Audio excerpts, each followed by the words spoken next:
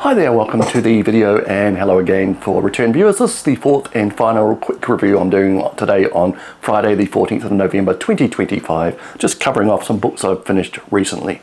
Now this one, Fourth Wall Phantoms by Joshua Cutchin. Hard to encapsulate in a short review, but I'll give it a go.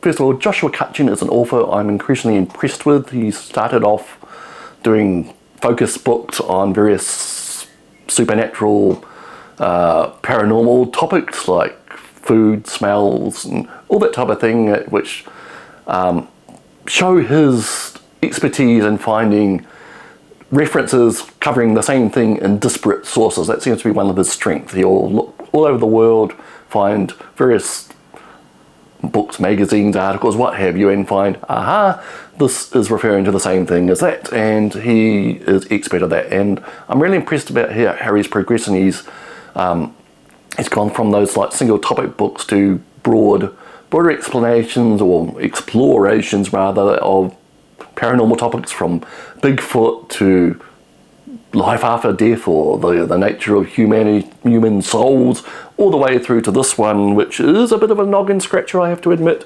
Fourth Wall Phantoms, but it draws you in and it will keep you interested, I think, well, to some extent. Like I said, Cutchin is no fool. He is self-referential. When he knows he is getting beyond his depth at a certain topic, he will tell the reader that, and that is a breath of fresh air among paranormal writers anyway. So what is this one about? So he basically launches the book with a self-referential story about how the power of story saved him. He thinks saved him and saved his life. And from there we go on to the chapters of anecdotes or stories from people who think various fictional characters, even as far as like Donald Duck or what have you, have had encounters with them in real life. Now this seems absurd to start with, but it's very intriguing, it's very interesting, with characters like Constantine from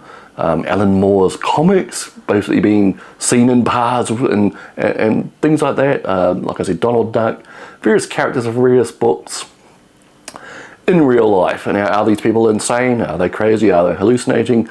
I guess Cutchin doesn't really make a judgment. He's just there to pass on the information, what people have said. And these anecdotes kind of launch him into a very deep dive into the power of story, basically, in our lives, in our culture.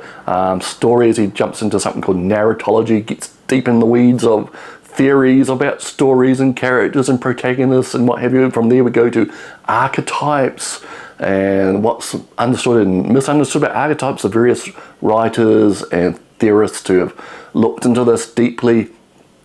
And from there we go all the way through to what he seems to be creating the framework for a kind of unified theory of the paranormal, using the basically framework, or as I said before, for a kind of a basic of storytelling, or the narrative form as a kind of like a structure for the paranormal to take form in everyday life. I'm getting this finally. It's like I said, this is a bit of a noodle scratcher. This book, he goes deep and far into these issues, and he presents theories and throws things out there that you may not agree with or may think ridiculous. Along the way, he looks heavily into the UFO phenomena, the supposed alien encounters and what people see, and he sees it as a key to what's really going on. And it is that he kind of echoes my own feeling about ufology. He's heavily into the co-creation theory, which has been around for the last decade or so, where we basically think something has happened out there, something has happened to these people, but a lot of what they report, what they feel, what they experience has come from within their own past experiences or the culture that they live in. This co-creation thing he kind of broadens it out from just ufology to the grand paranormal type, whole universe, basically, all sorts of things, ghosts, monsters, all that type of thing, and he examines how this could work and to be an explanation for what people experience. It's it's reaching for things, but he has a lot of good references. Like I said, there's like 150 pages of references in this book for various thinkers and experts and writers who have gone into this idea.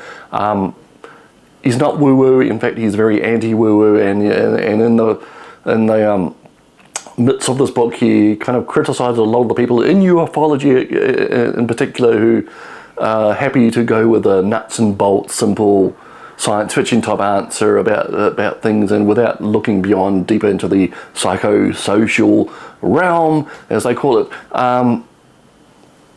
Basically, we come to the point at the end where he's basically positing a theory that there are like maybe discarnate entities existing in the universe, maybe in other dimensions or something. This sounds ridiculous, I know, but when they come into our world, they require a story, and we provide the story that makes them real in our lives, at least.